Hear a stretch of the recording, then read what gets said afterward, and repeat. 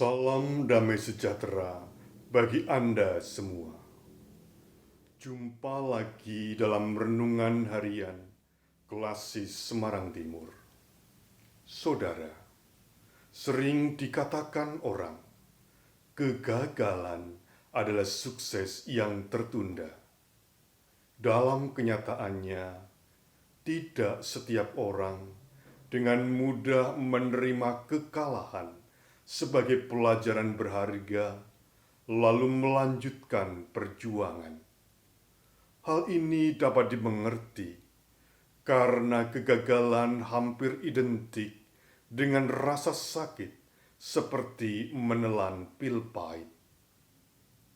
Bacaan Sabda Tuhan saat ini dari 1 Samuel 31 ayat 4c sampai dengan yang ke-6, dilanjutkan ayat 11 sampai dengan yang ke-13.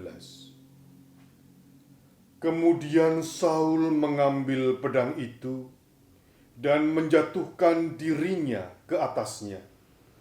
Ketika pembawa senjatanya melihat bahwa Saul telah mati, ia pun menjatuhkan dirinya ke atas pedangnya, lalu mati bersama-sama dengan Saul.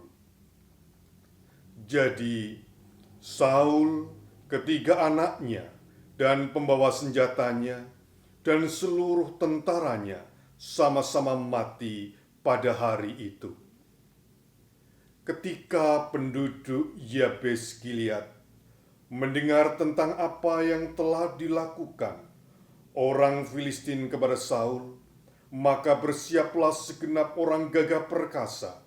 Mereka berjalan terus semalam-malaman, lalu mengambil mayat Saul dan mayat anak-anaknya dari tembok kota Betsean. Kemudian pulanglah mereka ke Yabes dan membakar mayat-mayat itu di sana. Mereka mengambil tulang-tulangnya, lalu menguburkannya di bawah pohon tamariska di Yabes. Sesudah itu, berpuasalah mereka 7 hari lamanya. Demikianlah sabda Tuhan.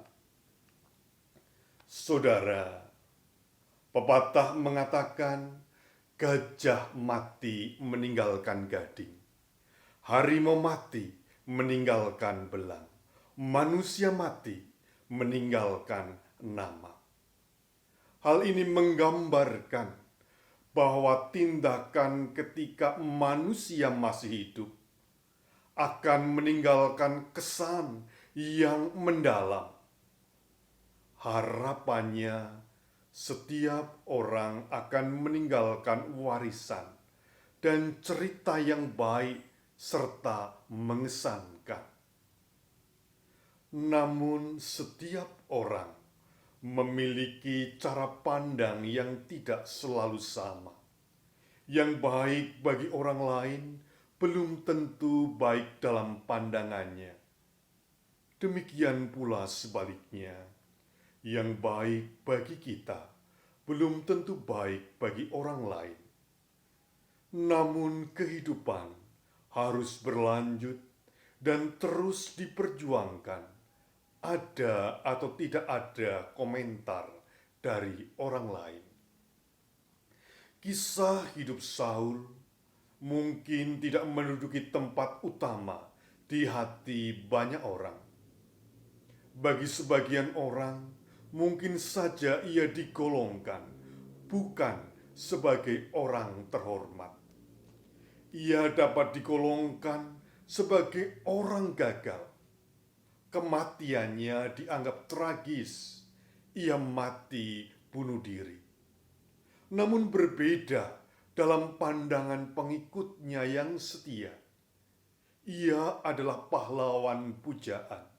Meskipun kalah di medan perang, ia tidak sudi mati di tangan bangsa Filistin, musuh mereka. Bagi pengawal, tentara, dan anak-anaknya, Saul adalah tokoh legend. Dan sebagai tanda bakti kesetiaan mereka kepada Sang Tuan, mereka pun rela mati bersama Saul.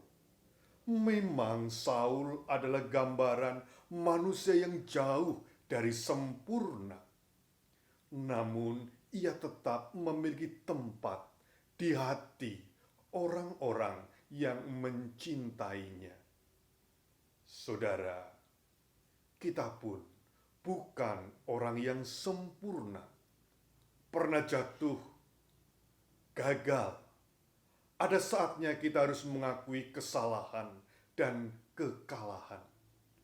Namun hidup terus berjalan dan harus terus diperjuangkan bersama dan untuk orang-orang yang terkasih.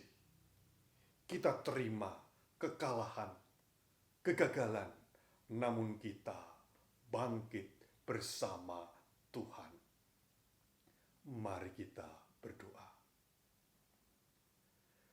Ya Allah, mampukanlah kami untuk berlapang dada, mengakui kesalahan, kejatuhan, kegagalan, dan kekalahan, dan bangkit untuk terus berjuang di tengah berbagai himpitan dan kesulitan bersama dengan Roh-Mu yang kudus. Amin. Tuhan memberkati.